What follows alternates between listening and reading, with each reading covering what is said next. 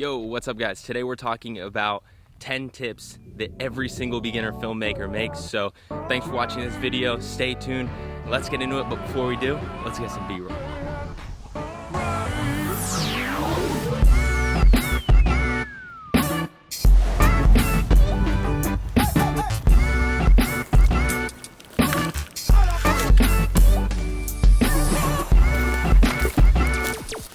All right guys, so tip number one is shooting in the wrong frame rate, or FPS.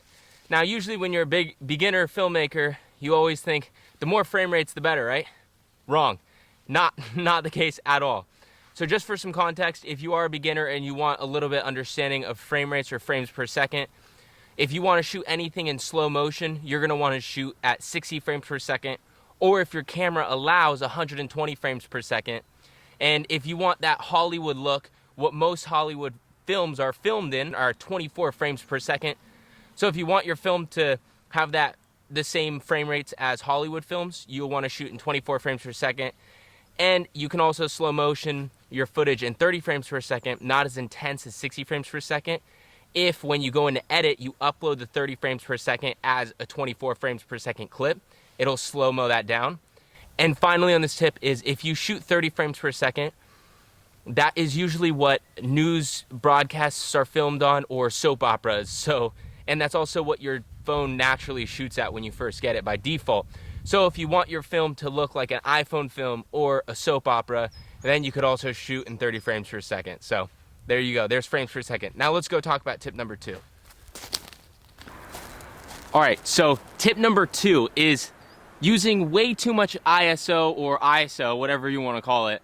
So a lot of people will use the same camera as their favorite creator, but their favorite creator gets their shot way better than them, and they're like, why did they get a way better shot than I did? Well, it's probably because you're using way too much ISO that's way too unnecessary to use. For example, you only need to use ISO if you absolutely have to. You try to use different lighting to your benefit, because ISO is considered fake light. So don't add fake light to your films if you don't need to. So try to use other settings like aperture or shutter speed to adjust your light right if you need to, or use a natural light or other lighting sources, but only use ISO if you absolutely need to. Don't crank it too high, again, unless you need to. So that's tip number two, is too many beginners use too much ISO. So let's go get tip number three.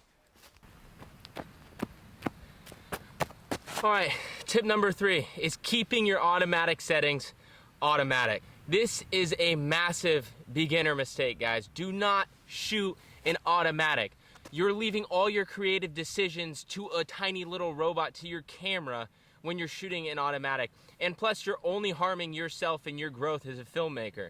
Shooting automatic does not help you improve in filmmaking because you're not learning the components that go into your camera, which is a part of filmmaking. But for the most part, at least understand and learn your manual settings. So just to sum it up on the third tip, don't use automatic settings. Learn and use as much as possible your manual camera settings. This spot I'm in right now, it's like so cool because it's kind of like the woods, and then I don't know if you can see right here, but the ocean's right behind me. I could see it through the trees. It's super, super, super cool. Love it. All right guys, so really quick, before I get into the next tip, I just saw this incredible line of sight that I have to get the drone through. Right there. The drone's gonna go straight through there, so let's cut to that clip.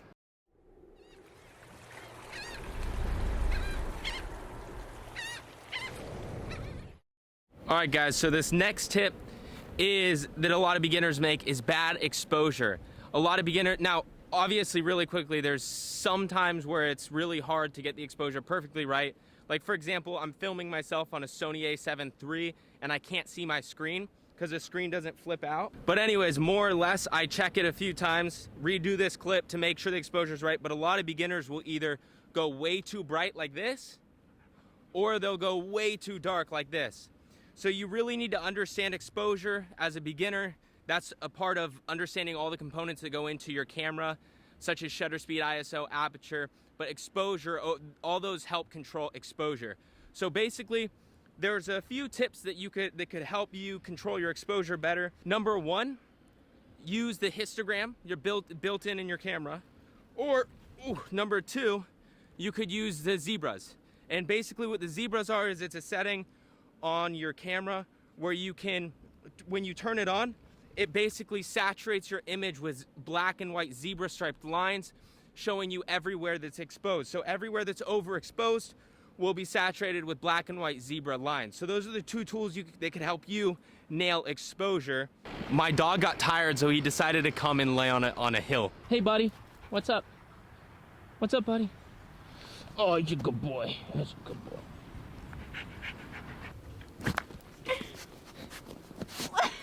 Hey buddy, you want to share the next tip for me? He's looking for the next tip, probably like you guys. So with that being said, let's jump into the next tip.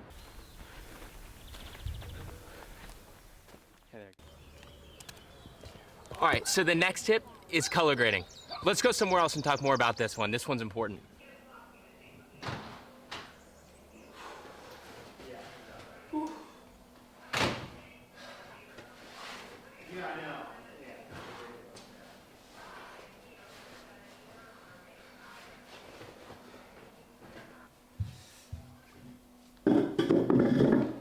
Okay, finally, we're gonna talk about this tip, which is color grading. This is a common mistake that beginner filmmakers always make, is not color grading your photos, and it's ridiculous. You gotta color grade your photos.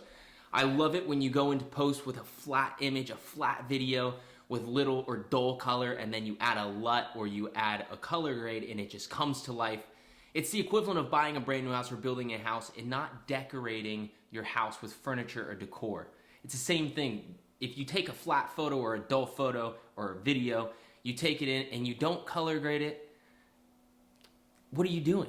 You need to decorate your photo or your image or video with a color grade or LUT. Now for some context, if you don't know what a LUT is essentially a filter. Imagine going through Instagram and you could pick what filter you want for your video or photo. A LUT is the same thing, but it's professionally made from filmmakers or professional creators a lot of times, and they often sell it. And essentially what you can do is while you're in post editing, you can essentially upload that LUT to your video or photo. But with a photo, it's called a preset, and with a video, it's called a LUT.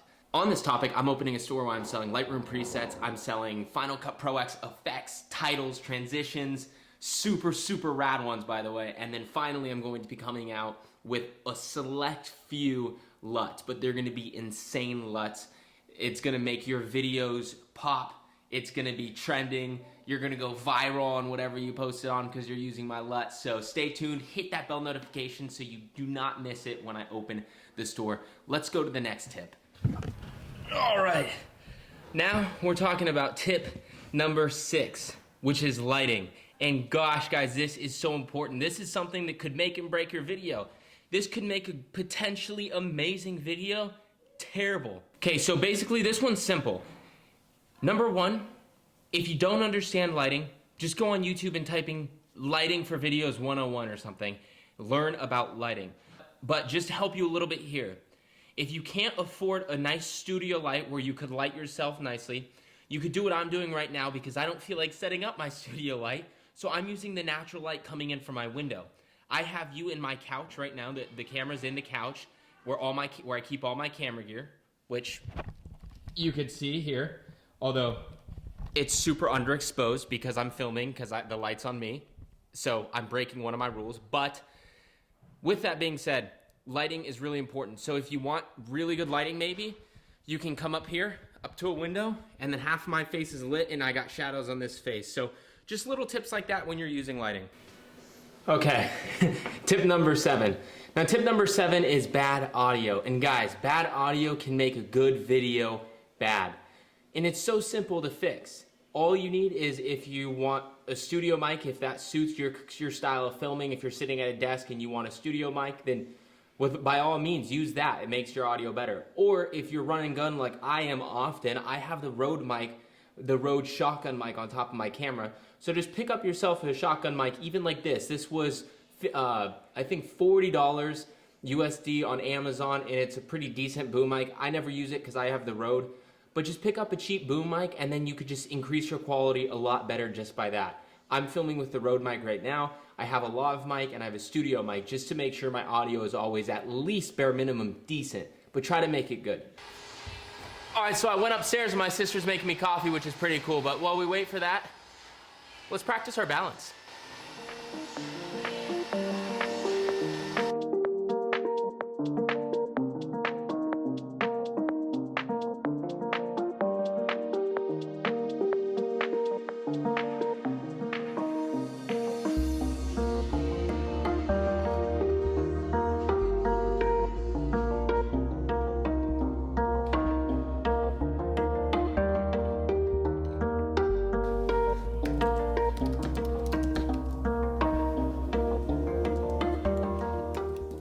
All right, guys, so the next tip is shaky footage. I hate shaky footage, but it's a mistake we all make. Even I sometimes make it now. Even the best creators that you know, still today, even today, still sometimes get shaky footage. And it's a bummer.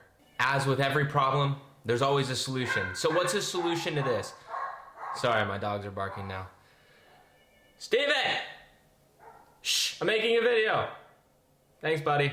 Okay, so the ways to fix it, or the ways at least I fix it and a lot of creators fix it, using tools. Now, tools like a monopod, a tripod, a glide cam, and a stabilizer, a gimbal, any stabilizer of any sorts. I personally use the Ronin S gimbal. Yeah, it's a little heavy, but I can bring it everywhere and always get stable footage.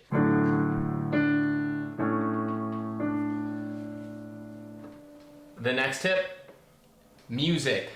Now I get it. Man, does it take a long time to edit. And at the end of an edit, you often feel really lazy or tired. And the last thing that you want to do is go through and sift through huge websites and try to find a song. Well, first off, click above after this video. And I have a video talking about 3 tips on how to find music quickly that are just bangers for your video.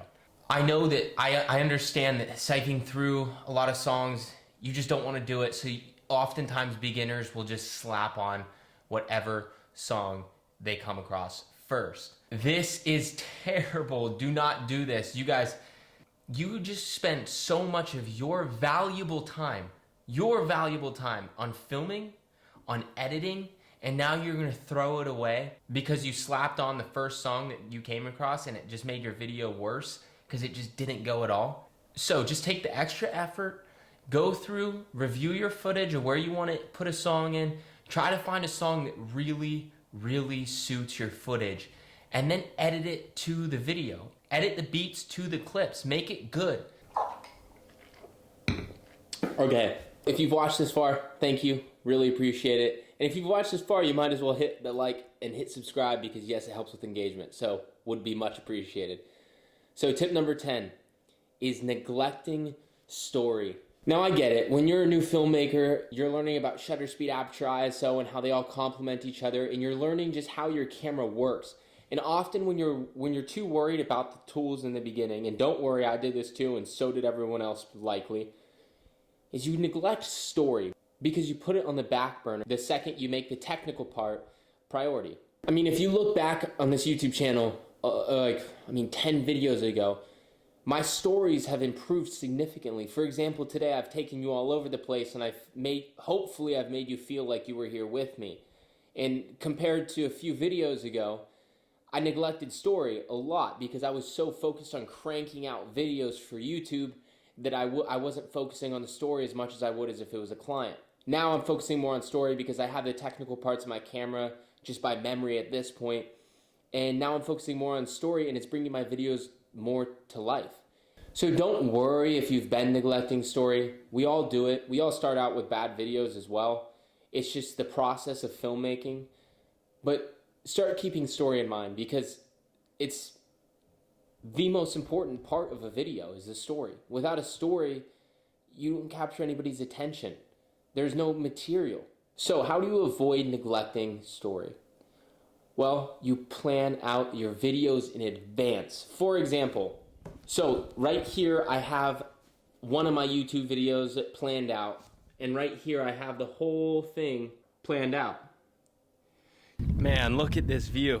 I love this place, Portugal. It's insane. We have the most beautiful views like from our house, and that's like a lot of houses in this town that we live in. It's so awesome. It's like content paradise as well.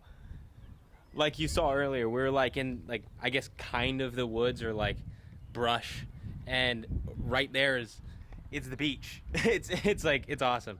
Okay guys, so those are 10 tips that every beginner filmmaker makes, and I made them too, and so did your favorite creators. They made them when they started as well. So don't worry if you're feeling that, you will get better. Just keep practicing and keep honing in on your skill, and maybe apply these tips. I know you listened to them, but now apply them. But anyways guys, thank you so much for watching. I appreciate it so much. I spend a lot of time on these videos. I spend a lot of time in the editing room.